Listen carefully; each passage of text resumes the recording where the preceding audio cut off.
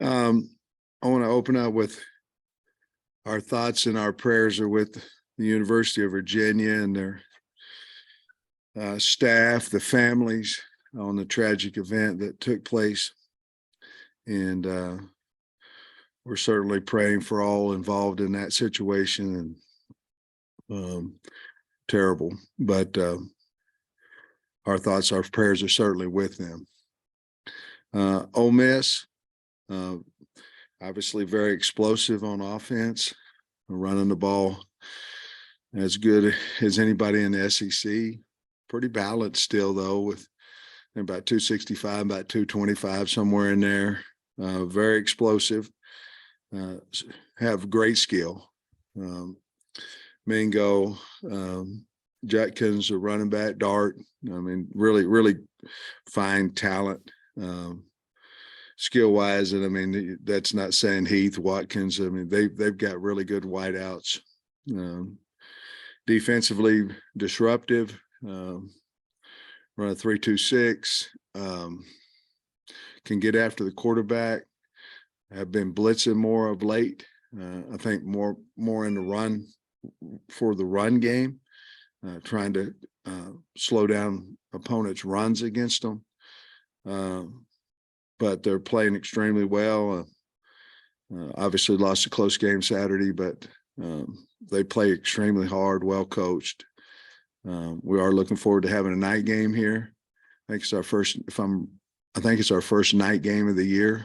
I know it is our first night game at home, and we're looking forward to another opportunity. Coach, status of KJ, is he going to be able to practice this week as normal, and prognosis for Saturday? We anticipate him practicing. We anticipate him practicing today. We anticipate him playing on Saturday. Those things certainly change. They have over the last 2 weeks, but I know he feels better than he has since the Auburn game. We'll have to see how he is at practice, to be perfectly honest with you, but I think he feels, well, I know he feels better than he has in the last 2 weeks. Given the back and forth nature, I guess, the backup quarterback, or, Cade and Malik, is it an open competition with those guys if KJ can't go, or how do you, I mean, it would be an open competition. I think obviously you'd have to, the problem that we have a little bit, guys, is the unknowing of KJ in game planning, especially. It was a little easier if Malik's the guy because there are some similar talent, run dual threat, even though Cade made some nice runs the other day in the game. But,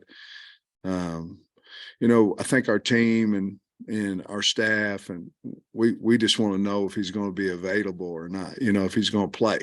And I think our team needs him, or we need to go the entire week and say he's not going to. I think a lot of that'll be said today. Cade and Malik will battle for who would play in that second spot if KJ is not able to.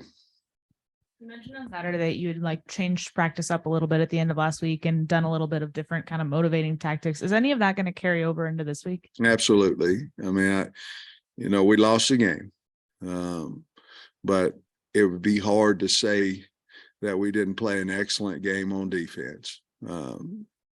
We haven't necessarily done that.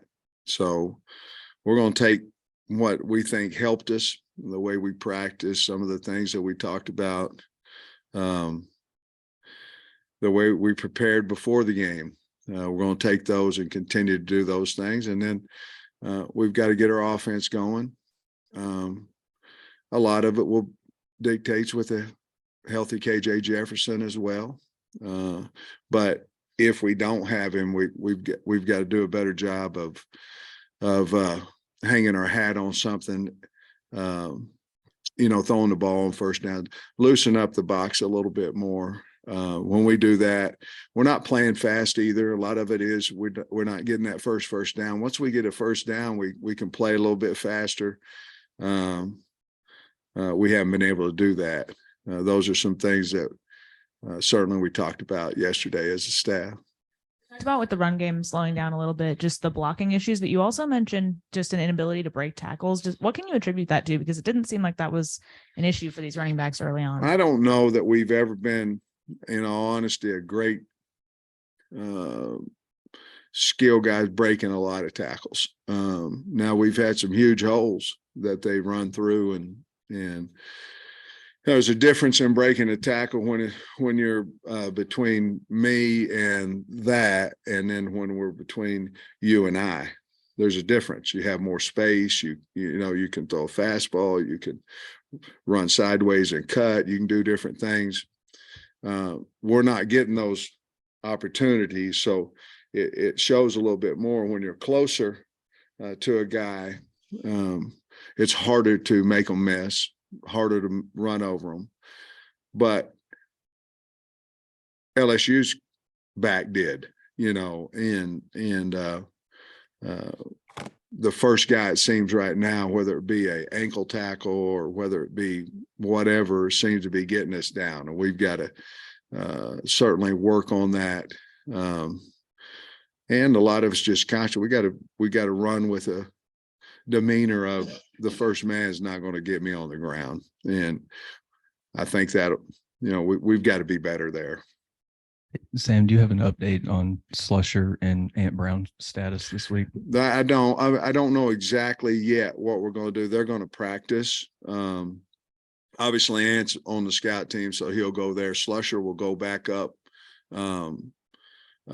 with the defense and not the scout team, and we'll make a decision. When's the next time we meet? Tuesday, Wednesday? Wednesday. I'll know for sure then. By that time, I've got to make that decision by then for sure. Sticking with the defensive side of the ball, just how much confidence has your defense gained the last 2 weeks? I think there's 13 points in the last, 6 quarters? 6 quarters, yeah. How important have those games been, just given the offense you're going to face this week? Well, again, the game's a lot about matchups, but it's also about the demeanor that you play. I felt like over the last 6 quarters, game and a half, that we have played like, I'm talking about chasing the ball, the physicality. We played like we did what I thought our first 2 years were. I can't, you know, I don't know why we didn't earlier. I think a lot of it has to do with we might not have been comfortable with the guys around us because there was a lot of shuffling going on, you know. But regardless, we're playing much better now, and we've got to get another. We've got to win, and our kids. You kind of saw from, you know, the loss at Liberty, the way that they played. I thought was really good, and I think we're just playing faster. We're swarming the ball better, and we're getting after the quarterback a lot better. Coach, in year 3, you kind of built expectations up, because when you got here, I don't know that there were a lot of expectations outside the room over there with you guys. But in year 3 now, is it somewhat of a good thing that people are kind of upset you lost to A&M and Liberty, thinking maybe you should have won those games in the past? You've won them, but at least their expectations are up. For the program, it's going back up. I mean, is that a good thing in some ways? It's a great thing. I mean, I'm the head coach at Arkansas. I'm going to take, if we were 10-0, people wouldn't like me or like what I'm doing or decisions I make. And that comes with the job. I mean, that's just what it is. Is it right? Is it not? I mean, I don't have time to talk about that, but you're going to get criticized, and we're 5-5, and we've been, we lost to A&M by 2.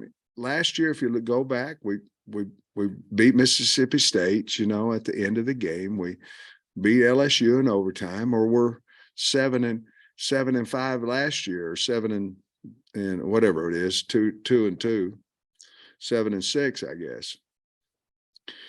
We haven't been able to win the close games. 2 of them weren't close, and really, Alabama was a 5-point game going into the 4th quarter. We've got to figure out how to win close games, and you're going to have to do that every year. If you don't, your record's going to be from 9-10 wins to 6-5 wins. It's just how it is. And I think if you look over most all the teams in the SEC, it's that way as well. With being 5-5 and all the expectations, I'd rather have the expectations be high and take take the criticism than they go, oh, well, you played LSU to 13-10 and they are West Division champs. We don't want any of that. We want to win, and it doesn't matter who we play. So did we go faster than even what I thought we would last year? Probably. But I was happy with it, and we're disappointed where we are, but we can wallow in it or we can get bowl eligible. And I think you saw Saturday that our team wants to go to postseason play, and I think you'll see it again Saturday. In a league like the SEC, though, last year you had KJ for 13 games. Yeah. This year you 2 games you haven't had him. He's been beat up and some more beat up than last year and some others. How important is injuries? I mean, I know that's Captain Obvious question, but just, how much is having people healthy, key players, a big thing? I think it is. I think it's a big, obviously there are ones for a reason. And then if you have a special guy like KJ, a special guy like Catalan, those guys are special, could play for anybody in our league, and hopefully will have a pro career and things of that nature. When you lose your key guys like that, who also, it's ironic, and everybody's going to say I'm making an excuse. You're the one that asked the question. I didn't. Okay, so you asked a question, I'm answering it.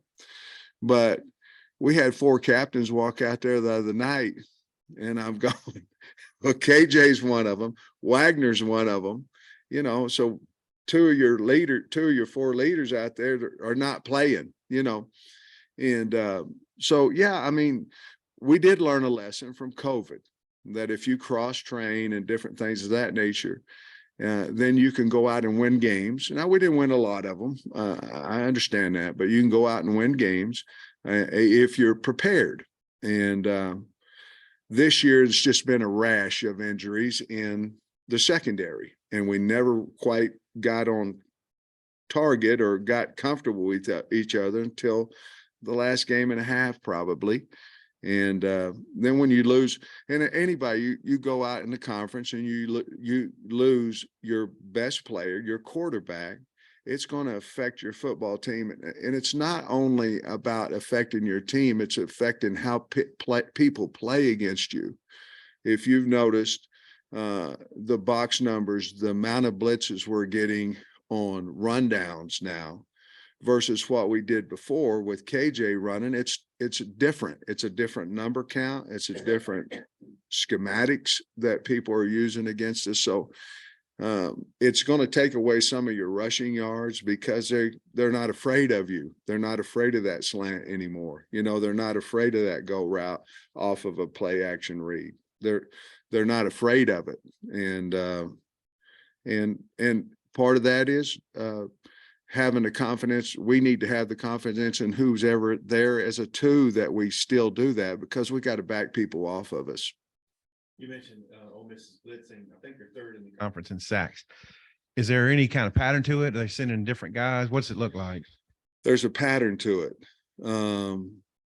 It's a game by game type pattern, what they do. I think it's an attack off of I think their blitzing is primarily to stop the run.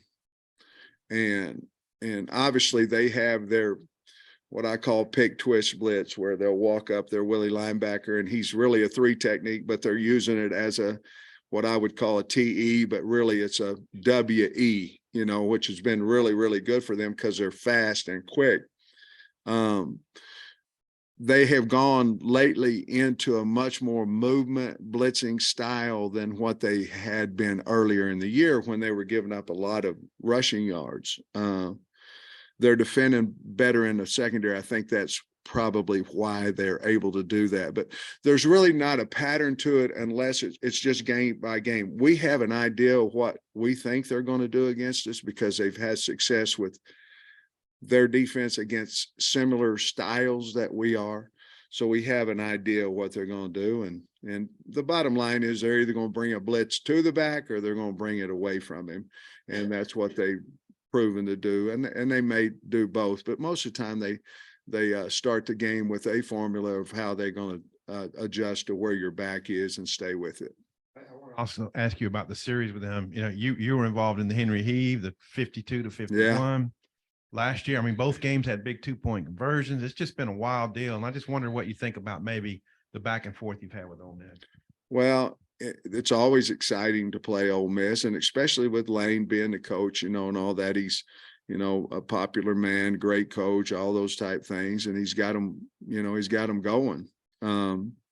But it's always exciting because the fans are going to be excited about the game because there's going to be a lot of offense, and I'm sure they can use that as, I don't think their defense is I didn't say that. I mean, last year it was 52 to 51. I mean, I'd say that's a lot of offense, and I know they've got a really good offensive team, and we do too. And if we can get our quarterback back, I think it'll be one well of a game, just like these other ones have been. If I thought we had any advantage on that, it'd be playing at home at night. Our fans haven't left us, and they'll be sold out just like they were Saturday, and they're disappointed. And guess what? So am I. Very, and we're working hard to change that. But I understand their disappointment, but they're going to show up and raise a lot of heck on Saturday, and we're going to need them to. But I think that's what the series is all about. We recruit a lot of the same kids and things of that nature. So obviously Sam Carter left and went over there and different things. So there's certainly a lot to play for, and we're not bowl eligible, and we sure need to get that way.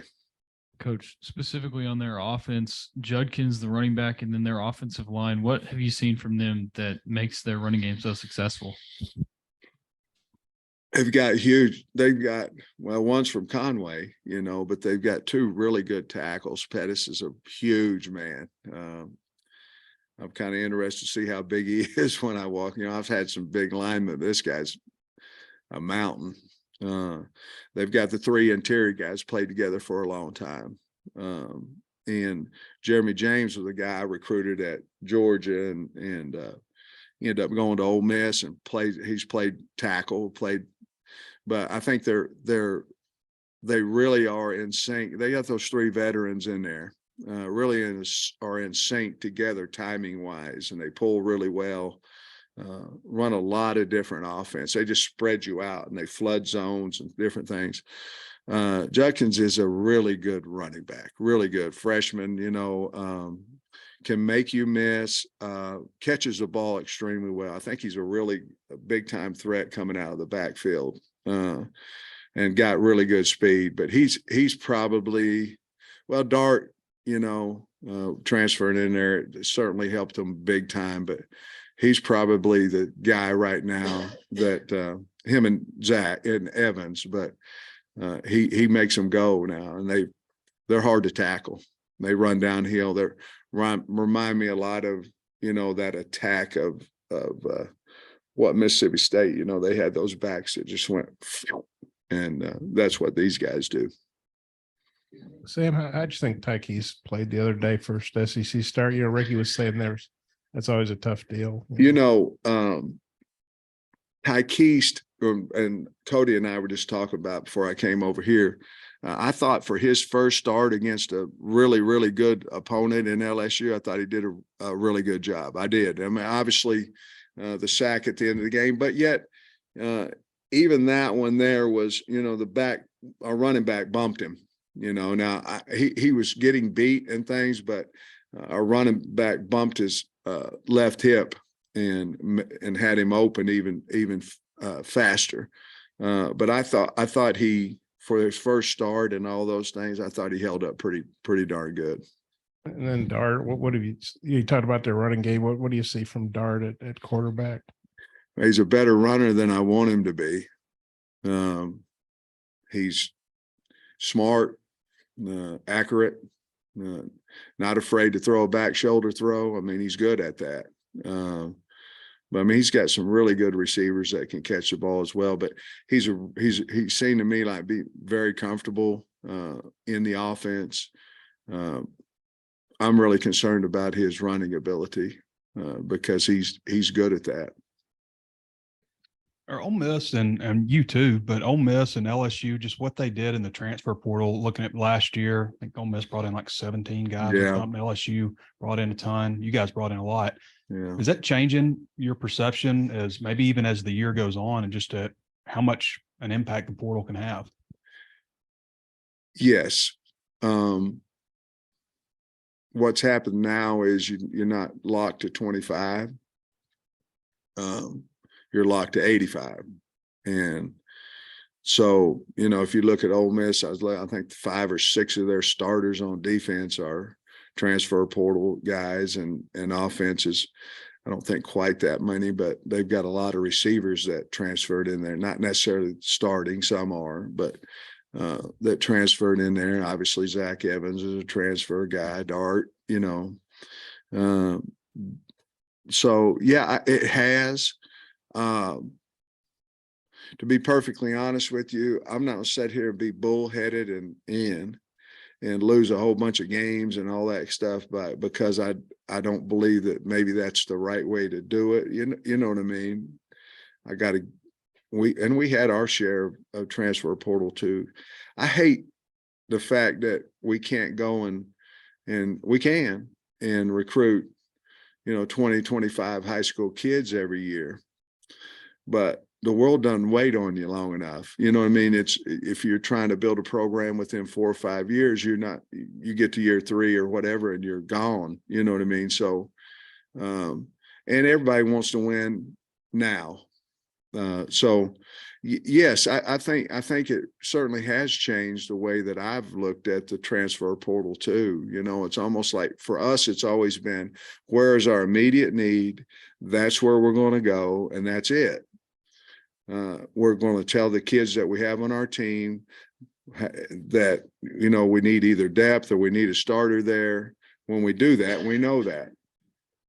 And I've been very conscious about that for our team.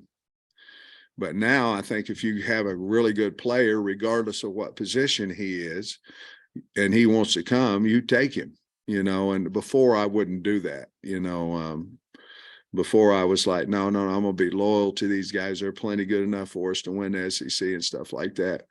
But a part of that too, Trey, has become with all the injuries that we've had this year.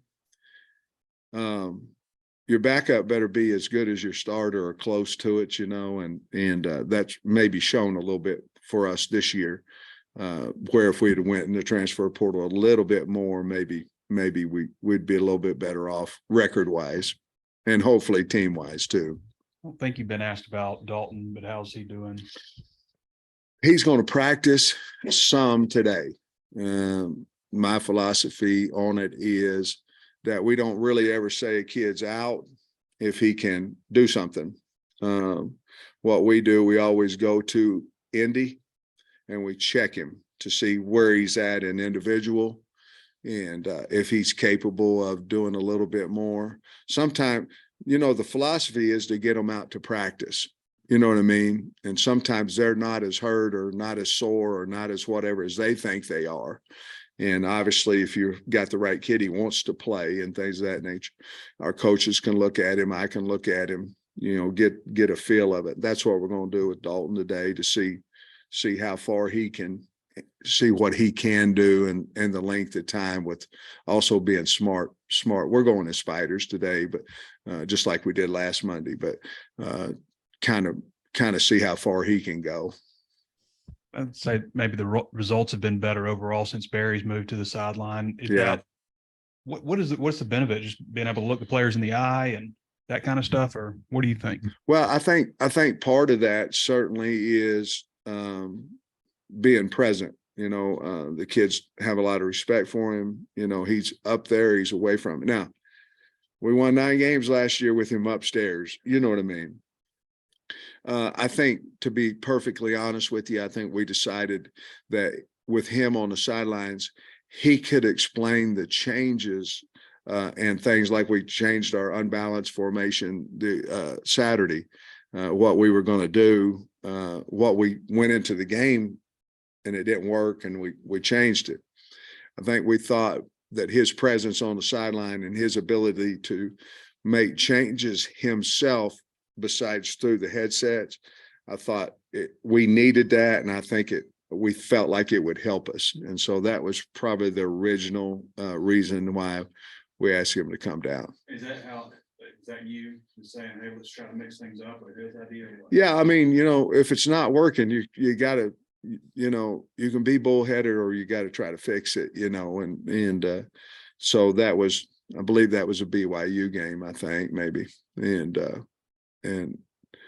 it worked, and it has worked. So he'll stay down there. Obviously, the advantage is you can see a little bit better up there. You see what's going on, but we really have a good communication over the headsets from up there down, and we believe in the guys up. So we're going to be in good shape, I think.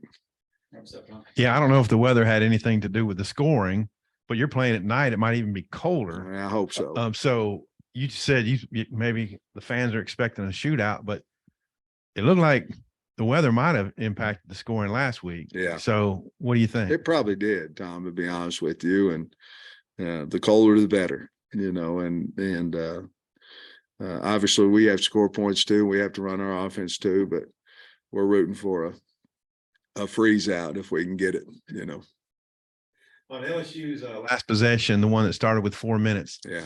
there was a 3rd and 4 pass, and McLaughlin hit the guy, and Yeah. it was tough to see from our angle, but you did not like Yeah. what was ruled on the field.